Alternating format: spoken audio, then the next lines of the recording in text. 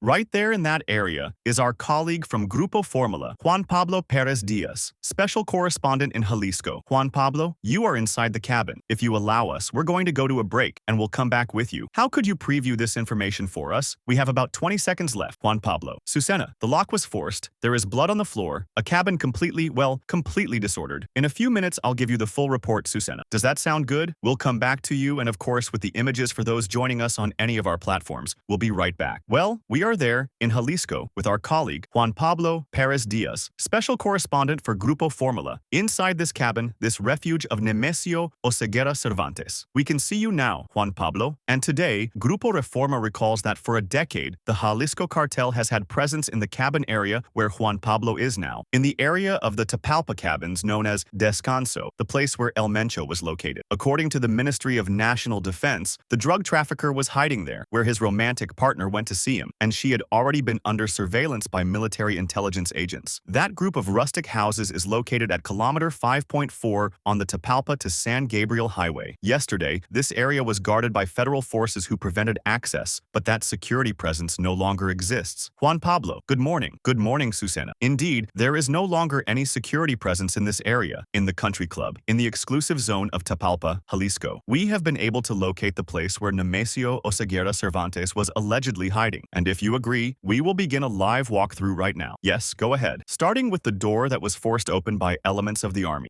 By special forces from the army and the National Guard, we can see the lock completely forced in order to enter this property. We will first move toward the kitchen area and the living room area. I was telling you that absolutely everything here, although it is indeed a cabin zone, is a very luxurious place, a residential area. We can see many plates of food, fruit, cups with dried coffee, bread, a pitcher of hibiscus drink that is practically empty, and a lot of food here at the foot of the stove. I suppose that the military elements inspected each of these doors to look for anything unusual, weapons, drugs, who knows, because all the cabinets in the kitchen are completely open. I insist, Susana, there is a lot of food here. We see bread, ketchup, mustard, water, cookies. Exactly. Products to last for several days without anything running out. A lot of vegetables here, I suppose, ready to be prepared. Now, we'll take the liberty of opening the refrigerator as well. There are many vegetables. It seems that whoever was staying in this residence drank a lot of fruit juice, which is what we can see inside the fridge. It is completely full. A cake, frozen food of all kinds. In other words, there was enough here to spend, well, I don't know, weeks in this place, Susina. Now we'll walk toward the living room area, where there is a treadmill, what appears to be some type of fireplace. And this is where there is less disorder in this area. In the living room area, it's a very luxurious complex, Susina, an imposing lamp hanging from the ceiling. Here a television control that seems to have just been taken out of the box. Even the television in front is practically disconnected. I don't know if they had just installed it. There's a cooler here that was left in the middle of everything, completely empty. For those listening on the radio, this would be the last residence of Nemesio Oseguera Cervantes, El Mencho, where the National Army, the Special Forces of Sedena, and the National Guard arrived to capture him. Let's see if we can continue the tour there with Juan Pablo, please. A mattress placed across the room, open doors, and we continue the tour with Juan Pablo. Obviously, I was telling him that it is an area with difficult access. In fact, in this cabin they found a Starlink device, which is a satellite internet modem.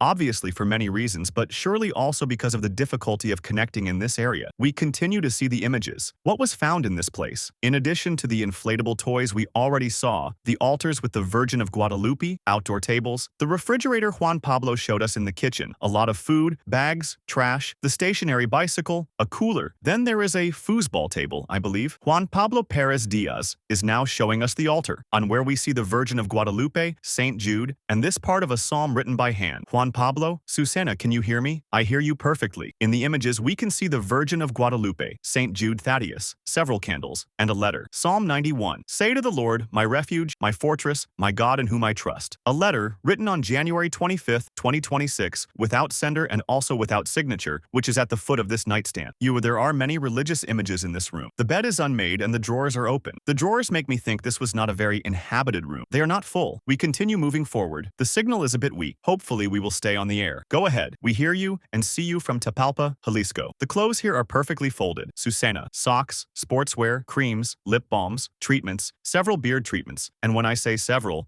there are 5 beard treatments, creams, razors, hair gels, many creams with hyaluronic acid, and a jacket hanging here from a well-known brand, a Burberry jacket. Also here by the sink we see toothbrushes, a mirror with some splashes on it, and I'll move over here to what appears to be the shower. Yes, shampoo, Recitos de Oro. It makes me suppose that a miner might have been here. Yes, because there are inflatable inflatable toys outside the property. And according to what they tell me, there were inflatable toys and probably some children were there. What can we see from this whole walkthrough we're still doing here with Juan Pablo Perez Diaz through his camera and his narration? That whoever was here did not plan to stay only 1 or 2 days. There was a lot of food, a lot of disorder. I have lost communication a bit, Susana. Don't worry, we can still see you well. We'll recover the audio as soon as possible. Keep walking and showing us. Go ahead, Juan Pablo. Well, as I was saying, whoever was here did not intend to stay only a day or two, nor just a few hours, judging by what we see inside this cabin. Here is another room with 2 beds. Sorry, Susina, the drawers are full of bed sheets. Here are a couple of packages of Kleenex. By the way, many black bags with bedding. That suggests they may have just been settling in. This looks like a service room. We will try to go up to the 2nd floor. Yes, go ahead. Let's see what we find. Tools, a pipe wrench, a pipe elbow. I suppose the disorder may be the result of the inspection carried out by the army. Here,